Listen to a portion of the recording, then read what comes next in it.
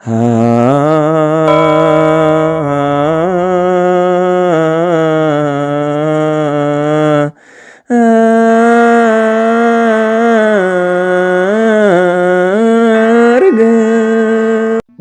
አብ ወወልድ ወመንፈስ ቅዱስ አሐዱ አምላክ አሜን። ኣብ መላእ ዓለም ኮንኩም ነዚ ድምፂ ዝትሰምዑ ነዚ ምስሊ ዝትሪኡ ነዚ መንፈሳዊ ቻነል ሃረገወይን ዩቲዩብ እትከታተሉ ፍጹም ሰላም ናይ ክርስቶስ ኣምላኽና ሰላም ንዓኻትኩም ይኹን። ከመይ ትኾኑ? ከመይ ኣለኹም? ኣሜን። ቅዱስ ዘላለማዊ ህያው እግዚአብሔር ኣምላኽና ክሳብ ዛ ሰዓት እዚኣ ብሂወትን ብጥዕናን ስለ ዝሓለወና ክብርን ምስጋናን ልዑል ስሙ ይኹን። ንጽይተ ንጹሃን ቅድስተ ቅዱሳን ቅድስት ድንግል ማርያም ክብርን ምስጋናን ይብጻሕያ። ብሓፈሻ ኩሎም ውርያን እግዚአብሔር ክብርን ምስጋናን ይብጻሕዮም። ሎሚ ከም ፍቃድ እግዚአብሔር ኣምላኽና ብሓደ ጉዳይ መፅአኩም ዘለኹ ንሱ ድማ እንታይ እዩ? ቃል ሰማዕት እንበለደም ቅዱስ እንጦንዮስ ንሕጊ እንተረገጽካዮ ተመሊሲኡ ዝረግጸካ ዝብል ቃሎም ኣብዚ ሕጂ ሰዓት ብኸፊል ክፍጸም እንሪእየሉ ዘለና ግዜ ቅንያት እዩ ዘሎ።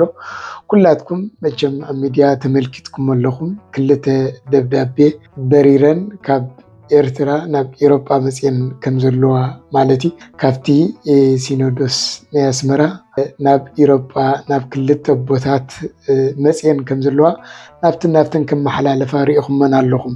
ናብ ኣቦይ ቀሺ ዘርእሰናይን ከምኡ ድማ ናብ ኣቦ ቀሺ ዮሴፍን እዞም ክልተ ቦታት ንነዊሕ ዝበለ ዓመት ኣብ ኤሮጳ ኣቦይ ቀሺ ዘርእሰናይ ናይ ስራሕ ኣካያዲ ከምኡ ድማ ኣቦይ ቀሺ ዮሴፍ ናይ ዋና ጸሓፊ ናይ ኤሮጳ ብምሉእ ኮይኖም ይመርሑ ከም ዝጸንሑ ኩሉ ሰብ ዝፈልጦ እዩ። እዞም ክልተ ቦታት ኣብ ልዕሊ ኣቡነ እንጦንዮስን ኣብ ልዕሊ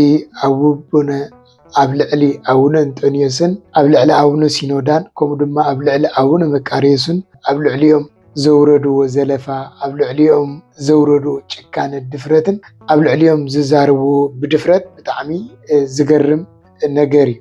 ነዚ ኩሉ ብድፍረት ኣብ ልዕሊ ዞም ኣቦታት እዚኣቶም ክዛረቡ ዝገበሮም ድማ ብሲኖዶስ ተወጊዞም እዮም ኢሎም ስለ ዝኣምኑ እዮም።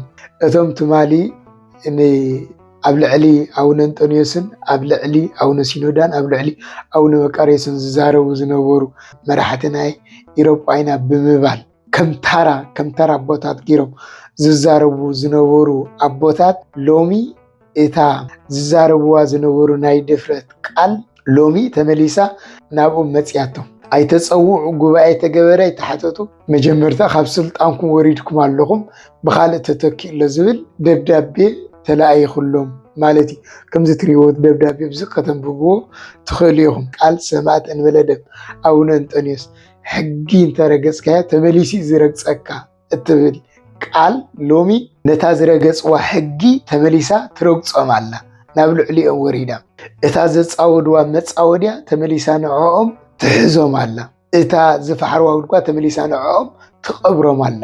እምበኣር እታ ናይ መጀመርታ ደብዳቤ ምስ መፀት ኣብ ክልተ ገሚዓቶም ገሊኦም ነዞም ክልተ ቦታት ነቦይ ቀሺ ዘርእሰናይን ነቦይ ቀሺ ዮሴፍን ዝድግፉ ንዖም ዝቕበሉ ነቲ ናይ ሲኖዶስ ብሲኖዶስ ዘይምራሕ ዝብሉ ከም ዘይነበሩ ሎሚ ነዚ ናይ ሲኖዶስ ተባሂሉ ዝመፀ ውሳኔ ኣይነቕበልኒና ዝብሉ ብሓደ ወገን ኣለዉ። በቲ ሓደ ወገን ድማ ናይ ሲኖዶስ ቃል ንኽብር ኢና ዝብሉ ማለት እዩ። ኣብ ክልተ ተጋማሚዖም ኣለዉ ማለት እዩ። በዚ ከዓኒ ተቃውሞም የርኢ ኣለዉ። መቸም እግዚአብሔር ብዙሕ ግዜ ተዛሪብና ኢና ብህይወት እንድሕዳእ ኣሊና ኣቦና እንድሕዳእ ዳኛ በሪ ረኺበ ሓሰውቲ ውግዘት ከም ሰዓሩ ካይነግር እዚ እዩ እምበር በደል የብለይ። ንመንግስቲ ኣይበደልኩ፣ ንቤተ ክርስቲያነይ ኣይበደልኩ፣ ንሕጊ ኣይጠሓስኩን። ሕጊ ዝጠሓሱ ሲኖዶስ እዮም። ባዕሎም ፅሒፎም ምስ ተማኸርቶም ምስ ኣዘዝቶም ፅሒፎም ዘምፅዎ እዚ ኢሎም እዮም ተመሩ ሓሶት እዩ። ሓሶት ብሎም ኣነ ዳኛ እንተረኺበ ሓሰውት ብሎም ዳኛ ክረክብ ከለኹ ሓሰውቲ ዝብሎም ግዜ እግዚኣብሔር ተዳሂብኒ ሓሰውቲ እየ ዝብሎም በሪ ሓቀኛታት ኣይብሎም እየን ሰባት ረኺበ ሓሰውቲ ይብሎም ዝበልዋ ቃል ሎሚ ንሶም ብኣፀደ ነብሲ ኮይኖም ንሕና ድማ ብስጋ ኮይንና ንሕና ደቆም እንሪእሉ ግዜ ይበፂሑ ዘሎ። ንሶም ገድሎም ብግቡእ ብተኣማንነት ሎሚ ግዜኡ ናይ ገብርሄር እዩ። ገብርሄ እሙን አገልጋል ማለት እሙን አገልጋል ኮይኖም ጉያይ ፈጺመ ኢሎም ብተጋድሎ ብዘይ ደም ሰማዕቲ ኮይኖም ከይዶም እዮም ፈጺሞም እዮም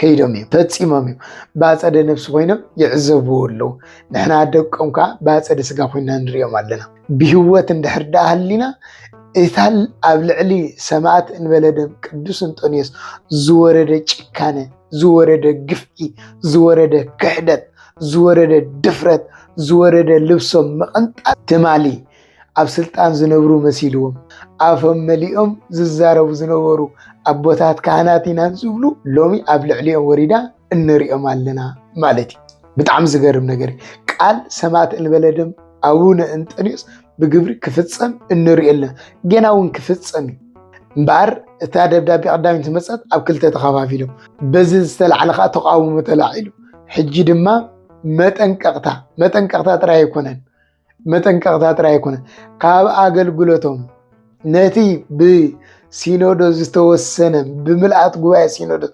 ዝተወሰነ ውሳኔ ረጊፅኩም ብውልቅኹም እትእክቡን ኣብ ስልጣን ኣለና ብምባል እትሰርሑ ምህላውኩም በዚ ተላዒሉ እውን ሰባት ትጉስጉሱ ምህላውኩም ወይ ድማ ንትቃውሞ ተላዓሉ ምዃንኩም እዚ ካብ ናይ ሲኖዶስ ወፃኢ ስለ ዝኾነ ክሳብ እዚ ነገር ዝትገርፎ ካብ ኣገልግሎትኩም ካብ ስራሕኩም ኣብ ዝኾነ ከይትሳተፉን ከይተሓብሩን ተኣጊድኩም ኣለኹም ተባሂሎም ተኣጊዶም ማለት እዩ ኣጊዶም ሲኖዶስ ካብዚ ተቐፂልኩም ቃል ሲኖዶስ ተዘይሰሚዕኹም ከዓ ካብዚ ዝገደደ ክረኽበኩም እዩ ካብዚ ዝገደደ ክረኽበኩም እንታይ ማለት እዩ ንሱ ክትውገዙ ኢኹም ክትፍለዩ ኢኹም እዚ ኢና ንብል ዘለና ቤተ ክርስቲያንና ትማልእ እንበዓል ኣበይ ቀሺ ዘርሰናይ እንታይ እዮም ዝብሉ ነይሮም ናይ ኤርትራ ሲኖዶስ ሕጊ ይብሉ ነይሮም ሎሚ እቲ ሕጊ ዝብልዋ ዝነበሩ እቲ ሕጊ ዝብልዋ ኣብ ልዕሊኦም ወሪዳ ኩሉ ግዜ መቸም መከራ ኣብ ልዕሊኻ ከይወረደ ኣይትፈልጡን እንዲኻ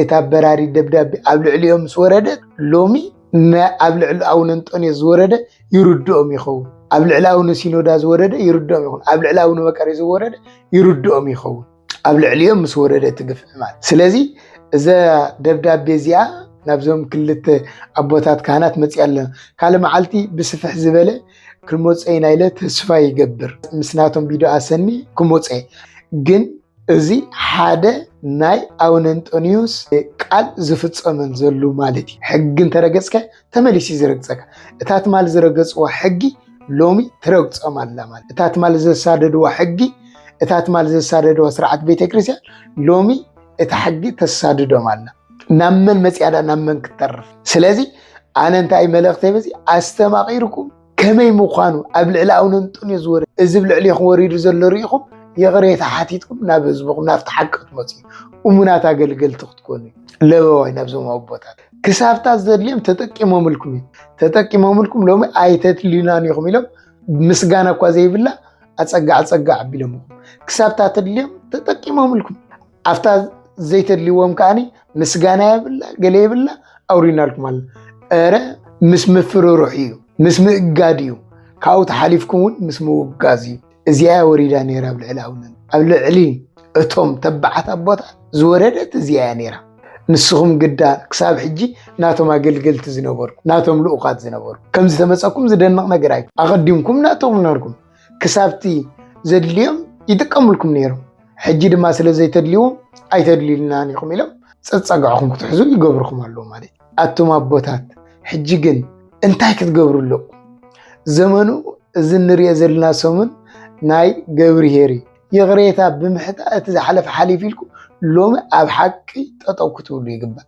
በዚ ወሪድኩም ዘሎ ኣብቲ ሓቂ ጠጠው ክትብሉ ይግባእ ናብቲ ሓቂ ክትመፁ ይግባእ ኣብ ጎኒ ውፅእ ህዝብኩም ክትኮኑ ይግባእ ስለዚ እዚ ደብዳቤ እዚ ንዓኹም መምሃሪ ጌርኩም ናብ ልብኹም ክትምለሱ እዩ ዝግባእ ኣቦታት ካህናት ቃል ኣቡነ እንጦንዮስ ግን ብግብሪ በብንሸይ ይፍፀም ኣሎ ቅዱስ ኣቦ ተባዕ ኣቦ ለዋህ ኣቦ እቲ ኩሉ መከራ ውሪድካ እቲ ኩሉ ግፍዒ ውሪድካ እቲ ኩሉ ቃል ድፍረት ተዛሪብካ እቲ ኩሉ ልብሶም ቀንጢትካ ደኣ ከመይ ጌርካ ሰላም ረኺብካ ክትድቅስ እግዚኣብሔር እኮ ይርኢ እዩ እግዚኣብሔር ንኩሉ መልስ ኣለወይ ቦዝየ ለኩሉ ካብዚ ዝበዝሑን ብዙሕ ነገር ክንርኢና እግዚአብሔር ጥዕና ጥራይ ይሃበና። ስለዚ ናይ ሎማዓንቲ እዚኣ ነይራ መልእኽተይ ኩላትኩም ናብኡ እንጦንዮስ እትፍቅሩ ነዚ መልእኽቲ ኩላትኩም ሰሚዕኹም ሸር ግበርዎ። ወስብሃት ለእግዚአብሔር።